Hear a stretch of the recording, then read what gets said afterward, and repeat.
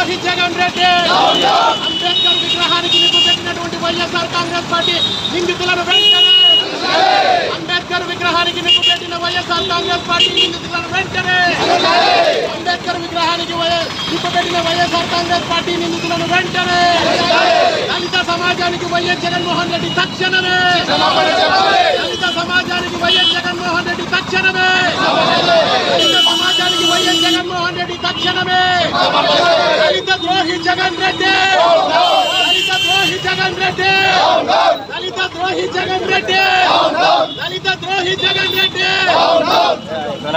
దళిత ద్రోహి జగన్ రెడ్డి దళిత ద్రోహి జగన్ దళిత ద్రోహి జగన్ దళిత ద్రోహి జగన్ జై భీమ్ జై భీమ్ జై భీమ్ జై భీమ్ జోహార్ అంబేద్కర్ జోహార్ అంబేద్కర్ శిక్షించాలి నిందితులను వెంటనే శిక్షించాలి నిందితులను వెంటనే జోహార్ అంబేద్కర్ జై భీమ్ జై భీమ్ జై భీమ్ జై భీమ్ దళిత ద్రోహి జగన్ దళిత ద్రోహి జగన్ దళిత ద్రోహి Jagan Down, down, Levin Reddy! Down, down, Levin Reddy! Down, down, Levin Reddy!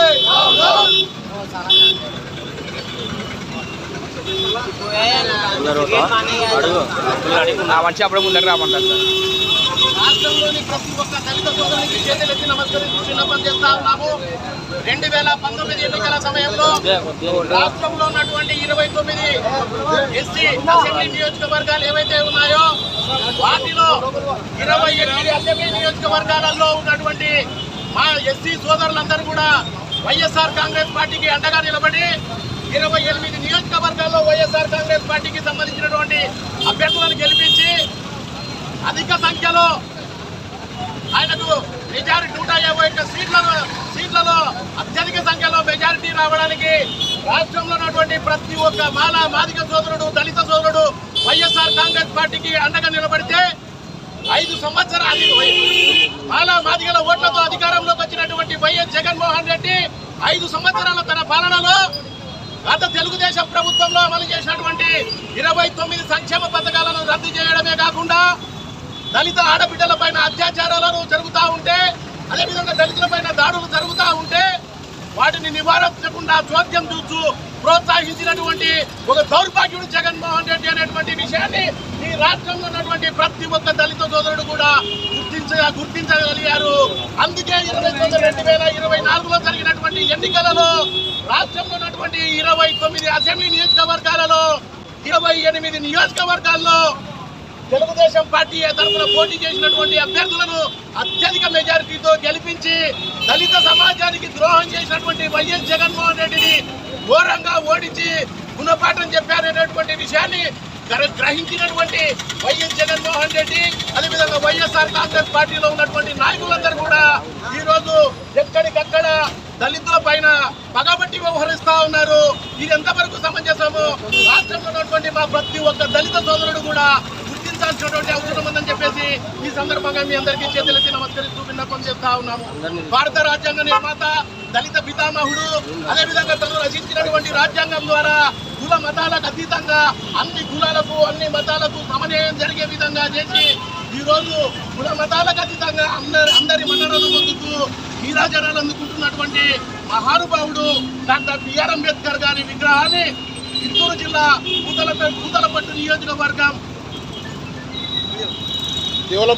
Vedurukuppam మండలంలో అంబేద్కర్ గారి విగ్రహానికి వైఎస్ఆర్ కాంగ్రెస్ పార్టీ సానుభూతి పరులు వైఎస్ఆర్ కాంగ్రెస్ పార్టీ నాయకులు నిప్పు పెట్టి ఆయన విగ్రహాన్ని అంటించి ఈరోజు మొత్తం దళిత సమాజాన్ని ఈరోజు అవమానించినట్టు అయిందని చెప్పేసి ఈ సందర్భంగా మేము తెలియజేస్తా ఉన్నాం.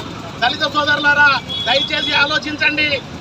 దళితుల పట్ల ఏ మాత్రము గౌరవం లేని వ్యక్తి ఎవరైనా ఈ రాష్ట్రంలో ఉన్నారంటే అది ఒక్క జగన్మోహన్ రెడ్డి మాత్రమే అనేటువంటి విషయాన్ని మీరందరూ కూడా తెలుసుకోవాల్సిందిగా కోరుతా ఉన్నాము.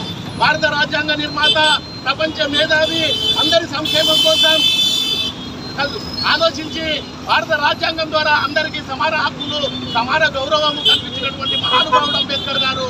అటువంటి మహానుభావుణ్ణి కించపరిచినటువంటి వైఎస్ఆర్ కాంగ్రెస్ పార్టీ నాయకులు ఎవరైతే ఉన్నారో వారిని వైఎస్ జగన్మోహన్ రెడ్డి తక్షణమే వైఎస్ఆర్ కాంగ్రెస్ పార్టీ నుండి సస్పెండ్ చేయాలి.